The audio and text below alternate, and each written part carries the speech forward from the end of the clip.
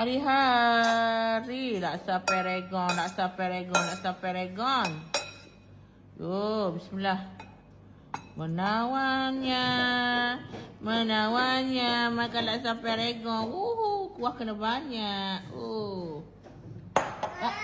Opa, mama cantik tak? Mama cantik tak? Mama cantik tak? Mama cantik tak? Boleh. Cantik tak mama? Cantik. Ibu ke cantik? Apa tu? Siapa tu? Ibu lah. Mama cantik ibu. Benar mama cantik? Benar. Oh, naik. Okey, dah pakai. Bismillahirrahmanirrahim. Oh, ni lebih okey. Patutlah. Ini santan. Tak. Okey. Ini apa dah? Ini apa ni? What is this? Tapi saya suka banyak dah. Tak. Ini adalah Paragon laksa. Paragon.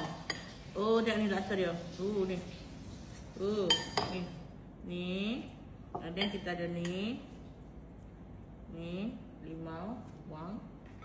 Kita akan nak makan kacang. Kacang! Cak! Baiklah ke mana kacang? Cik benar?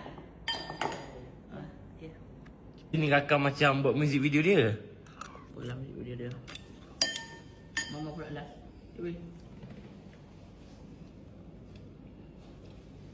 Bismillahirrahmanirrahim. Bismillahirrahmanirrahim. Jangan nak nampak bulu hidung. Tak. Mana boleh kakak macam MV dia je. Ni pun macam every makan. Tak. Makan Daun. Ma, cakap teki-teki untuk Mama. Boleh. Daun. Kalau oh, my bad. Sorry. Hei, kakak. Boleh. Mama rasa. Okey, kalau Mama tu kan. Mama rasa 1 kg of cotton candy lagi berat ke 1 kg of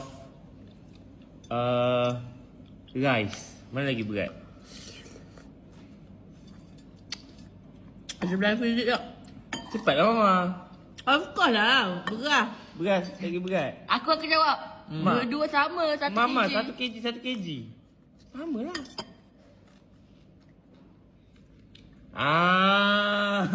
Tak boleh cakap fizik.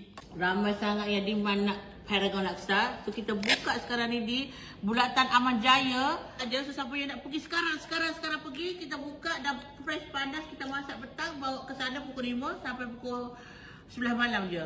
So siapa nak datang cepat book.